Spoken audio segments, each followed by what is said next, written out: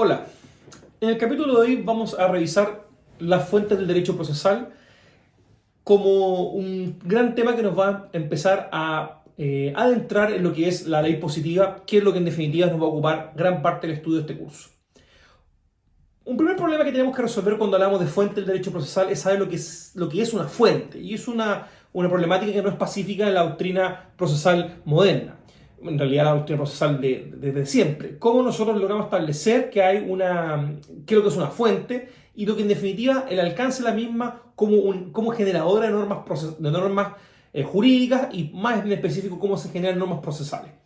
Y nosotros, más allá de aquello, porque obviamente es un tema que escapa un poco a este curso, se trata más de teoría del derecho, sin duda nosotros vamos a plantear la clásica definición de fuente, que es todo aquel antecedente capaz de generar una norma jurídica.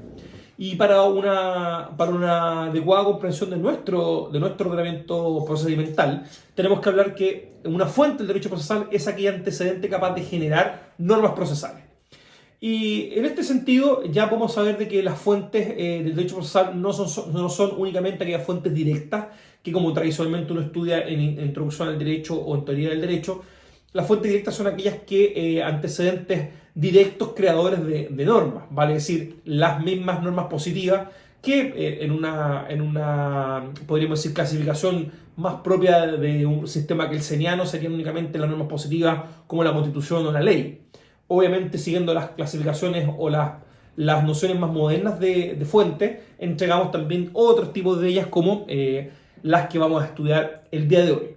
Y en ese sentido, nosotros tenemos que establecer que las fuentes del derecho procesal son fundamentalmente las siguientes. En primer lugar, la Constitución Política de la República. En segundo lugar, los tratados internacionales.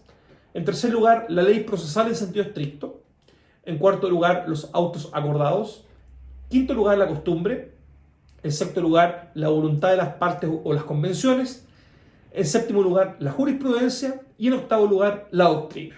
Vale decir, 8 fuentes del derecho procesal que son las que generan las normas que nosotros vamos a estudiar en nuestro curso.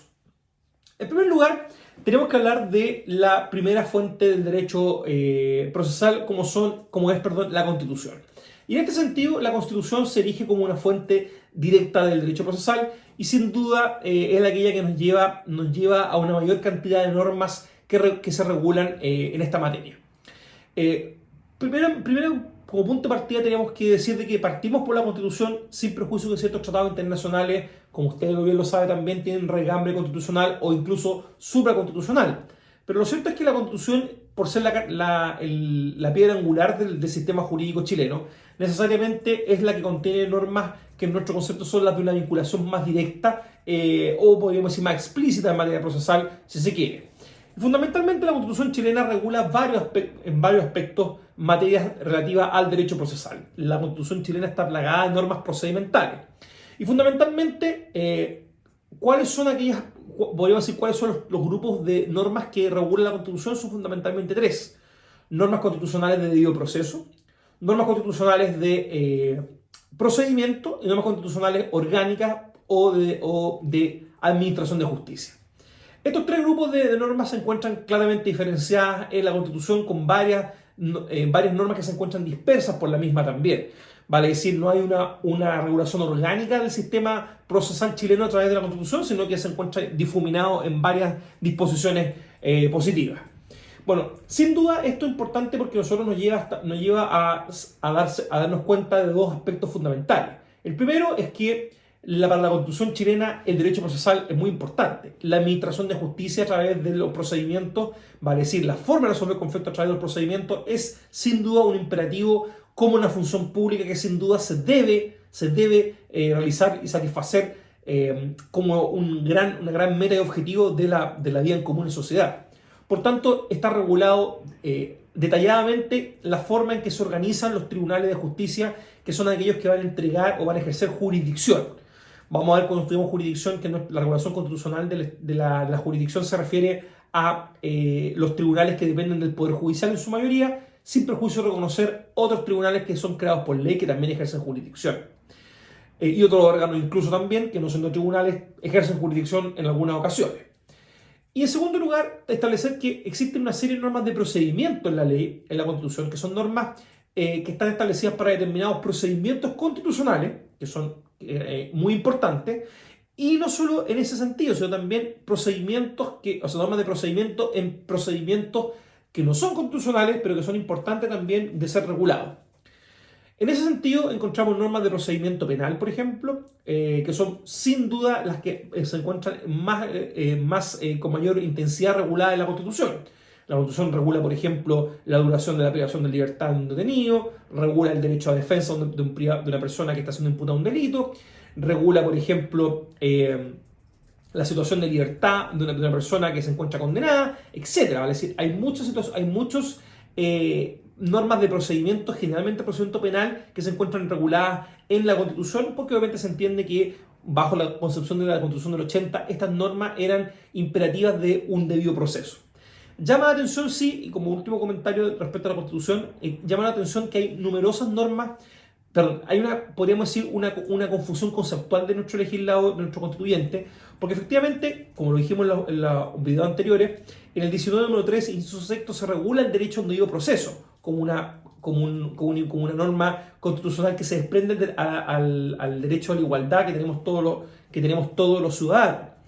Al entender de que el debido proceso se regula como esta manifestación de la igualdad, el 19 número 3 como tal se regula así, se entiende que el debido proceso vendría siendo un principio generador de normas, que obviamente se encuentra también graficado en otra serie de normas que están reguladas dentro de la Constitución y que en definitiva arman todo este tramado constitucional del derecho procesal. Pero obviamente nosotros sabemos que más que un principio generador de normas, lo que es el debido proceso es este eje central del sistema procesal chileno. Por tanto, cuando se refiere este 19 número inciso sexto a la necesidad de que todo sentencia que dicte un órgano que ejerza jurisdicción se funde en un procedimiento razonable y justo, necesariamente tenemos que entender que eso es un imperativo de un derecho humano, más allá de la igualdad ante la ley, sino que un derecho con una regambre propia. Vale decir, ese es el primer derecho que uno podría desprender como fuente necesaria del derecho procesal en nuestro sistema. Por tanto, si uno piensa justamente en esta época en nuevas constituciones, sería útil o bueno que en una reforma se pudiera incorporar una expresión propia o una independencia del debido proceso, más allá de ser una especie de igualdad ante la ley, que es lo que pareciera sugerir el 19.3 por su ubicación sistemática. Bueno, dicho eso, tenemos que tener claro que la Constitución tiene varias normas en materia de proceso que son sin duda dignas de mencionar. Por ejemplo, y sin duda, las normas relativas a la solución de conflictos. El artículo 76 de la Constitución Política establece con toda claridad que la facultad de conocer las causas civiles y criminales, de resolverlas y de hacer ejecutar los juzgados, le pertenece exclusivamente a los tribunales establecidos por ley. Vale decir, lo que hace el constituyente de 1980 es establecer de que la jurisdicción se ejerce exclusivamente por los tribunales establecidos por ley. Y aquí lo que hace es una especie de reserva legal de los tribunales, vale decir, no hay tribunales, podríamos decir, convencionales o creados por la autoridad ejecutiva. ¿Ya? Eso es muy importante porque lo que se busca, más allá de no reconocer jurisdicción fuera o los particulares, es evitar de que la jurisdicción sea creada por mecanismos que sean espurios, vale decir, tribunales creados por la voluntad del presidente o por la voluntad del Parlamento, sin un común acuerdo como es la formación de la ley en Chile. Obviamente lo que repugna con toda claridad el constituyente del 80 son la creación de comisiones especiales, que es justamente lo que se busca evitar con esta expresión de que el legislador es el que tiene que crear estos tribunales que ejercen jurisdicción. Sin duda hay también normas muy relevantes 76 porque está inmerso entre todo este capítulo que es la regulación del Poder Judicial dentro de la Constitución chilena. Como sabemos, el Poder Judicial como una función jurisdiccional está regulado en la Constitución del 80 con un capítulo propio, por la importancia que reviste, por supuesto, que la organización de los tribunales de justicia que dependen del Poder Judicial estén directamente reguladas por un capítulo de la Constitución. Obviamente, como hemos dicho, hay otros tribunales que no forman parte del Poder Judicial que escapan a esta regulación. Y otros que tampoco forman parte del Poder Judicial, pero que también están regulados por la Constitución. Por ejemplo, el Tribunal Constitucional, que también tiene una regulación propia en la Constitución. pero otros como el Tribunal de Defensa de la Libre Competencia o el Tribunal Tributario Aduanero, que son tribunales legales, no son tribunales parte del Poder Judicial y no se encuentran regulados por el Constituyente. También el artículo 19, número 3, inciso quinto, establece la idea de jurisdicción, vale decir que toda sentencia de un órgano que ejerce esa jurisdicción debe fundarse en un proceso previo legalmente tramitado. Vale decir lo que nos quiere mencionar el Constituyente e imponer es que no puede haber una decisión jurisdiccional, una decisión de autoridad que resuelva un conflicto jurídico sin que exista un proceso previo legalmente tramitado. La noción que engarzada con el 19, número 3, inciso sexto, nos da esta idea del debido proceso. También los tribunales, como dijimos, están regulados en el capítulo sexto de forma más o menos extensa, sobre todo las cortes superiores de los tribunales superiores de justicia se encuentran regulados por el Constituyente. El Estatuto de los Jueces también se refiere a aquello, sobre todo en cuestiones bastante importantes como prohibiciones, inamovilidad, que es el artículo 80, que es bastante importante para dar tranquilidad respecto al ejercicio jurisdiccional, y ciertas fases del ejercicio de la jurisdicción que están reguladas por el Constituyente. Vale decir, hay una extensa regulación en esta materia orgánica de los tribunales. También se encuentra regulado el Ministerio Público, que es un organismo que, si bien no es judicial ni jurisdiccional, sí tiene cierta relevancia para efectos procesales.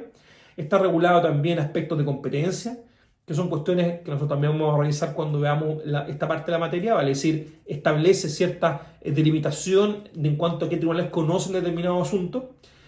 Y sin duda, donde hay mayor cantidad de normas son las de derecho procesal funcional. Por ejemplo, el derecho a la acción, que está regulado en el artículo 19, número 14, en relación al 19, número 3, ya que el derecho a accionar, vale decir, a poner en marcha la jurisdicción, a buscar una determinada sentencia por parte de un tribunal, es un derecho que se desprende del derecho a petición y el de igualdad ante la ley, vale decir, todos tenemos la capacidad de poder pedir que un tribunal resuelva un conflicto jurídico. También se encuentra regulado cuestiones como garantía de la defensa jurídica, los incisos segundo y tercero del 19, número 3 lo establecen, sobre todo la creación de la Defensoría Penal Pública y la Corporación de Sentencias Judiciales, y sobre todo, como le dijimos también, la serie de garantías del proceso penal que se encuentran regulados en el 19, número 7, sin duda que son bastante relevantes en cuanto a ser ejes del proceso penal, sin perjuicio de establecer el contexto histórico, porque esto es una constitución del año 80, que como sabemos después con la dictación del Código Procesal Penal de 2000 en adelante, todo esto fue incorporado ya a nivel legal y sin ningún tipo de discusión. En ese sentido también hay que, por último, destacar que la Constitución contiene una serie de acciones constitucionales y de procedimientos constitucionales propios.